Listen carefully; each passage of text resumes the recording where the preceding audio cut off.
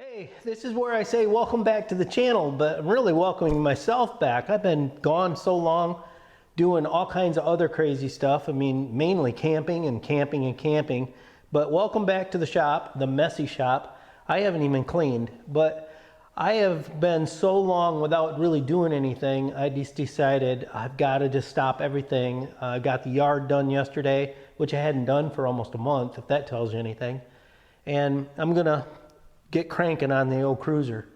So welcome back.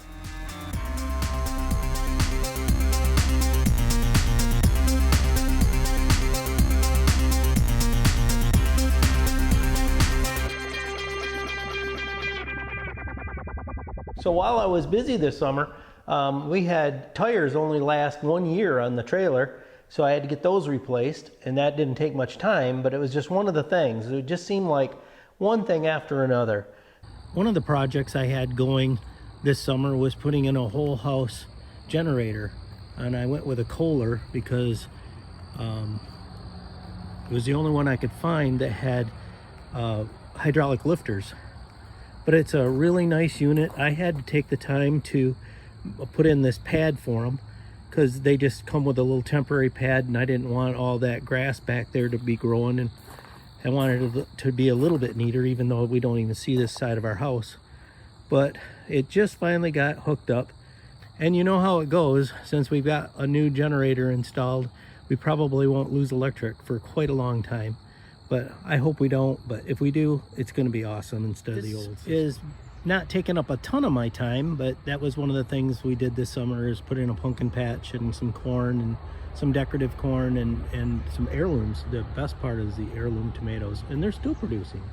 Another nice update is, any of you that are familiar with air rifles, is I had a Springer, and the barrel is not connected to the same thing your scope is, so it can move around a little bit. And out at 30 yards or so, it was off so much. Anytime a varmint came in the yard, I usually missed them. There's video out there by Ted Holdover. Really go watch it if you want an economical gun. Don't take my word for it. Watch Ted's video, and it's a JTS. This is the one that can be adjusted for pressure. And I got a little electric pump for it, and it is super accurate. That was one thing I played with quite a bit this summer. It was a riot, and I'm glad to have something that's finally super accurate. Everything about this gun I love. I'm not doing a gun review, but it has a 10 bullet magazine, and they load really cool. You just pop one in, turn it, pop another one in, and turn it. But a lot of times when you go to push the bolt forward, the bullet likes to catch on this hole back here. So I just took a round die grinder in there and tapered it down slightly, and now it doesn't catch on the edge. So in case yours does that, it's an easy fix. Another really cool thing that happened while we had to do this was this trailer only needed a C for the load grade of the tire, and we went up to a D, and now we went to an E and didn't change the tire size. They have an E out there, but it's a 205. They have an E load out there that's an ST 205 75 R15. So that was awesome. In case you wondered, they're out there now. Okay, enough about the updates. There's like a million little things I could show you. So let's get back in the shop and get things rolling. So we backed the truck out. I'm gonna get the wings out of there right now, and I'm get going on what I disassembled here so that I can get the insides painted, the cage painted, and get reassembling. Without some crazy storage unit somewhere, this is like the only option I have to be able to use this part of the shop. And the nightmare probably of all this is what if. But every time I move these out and in, I'm wondering, am I doing any damage?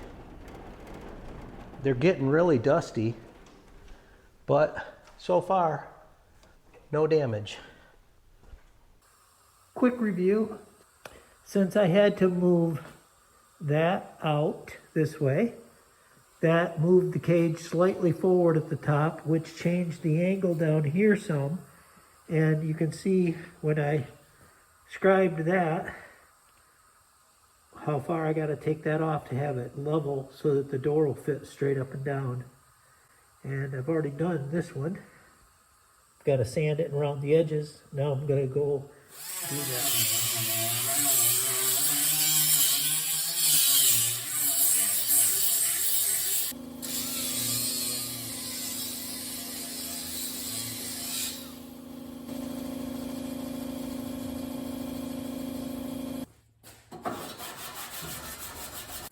There, now when I put that bracket on there, it's even all the way down.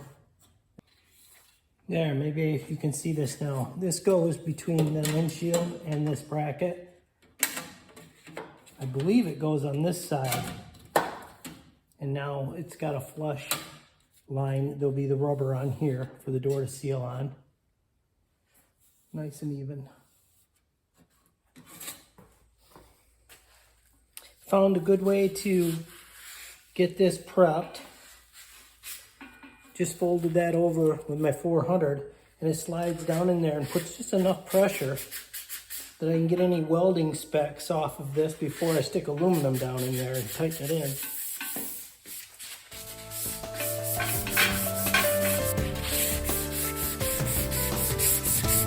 Found a good way to denib with a 1/2-inch drill.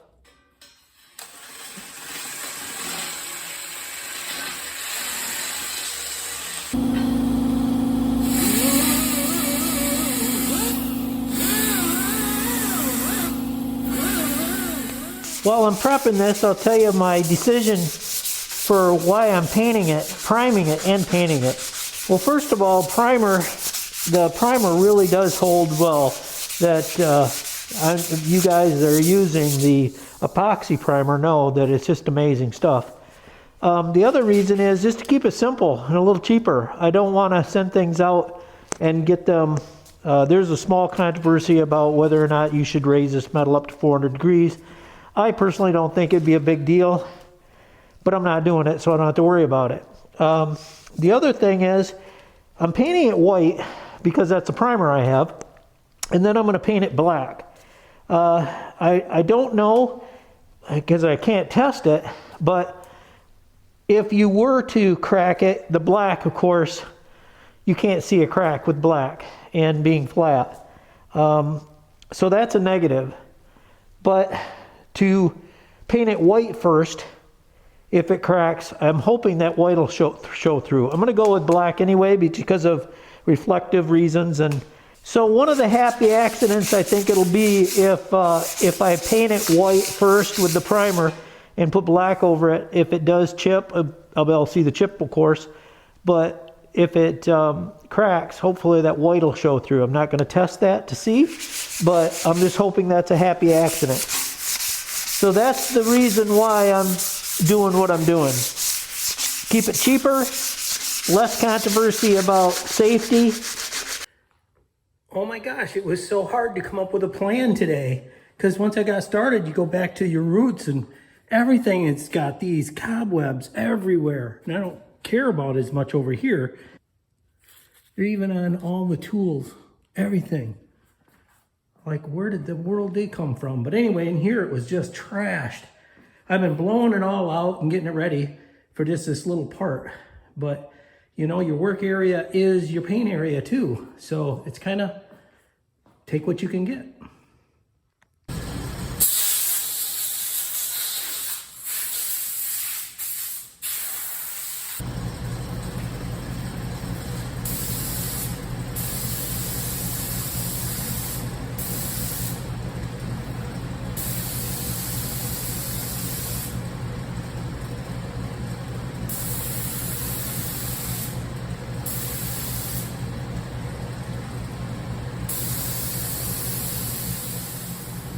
Don't forget to put on your protective items like something on your arms and your legs.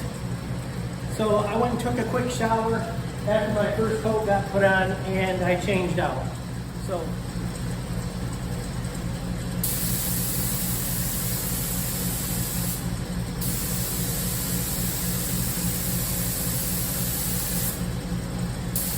well, I just gotta let it set up and then I can put the black on. Come up pretty good. I touched it right there just a little. but luckily this is sandable. So I'll give that a little scuff and go on to putting on the block. Hey, thanks for coming along on the update.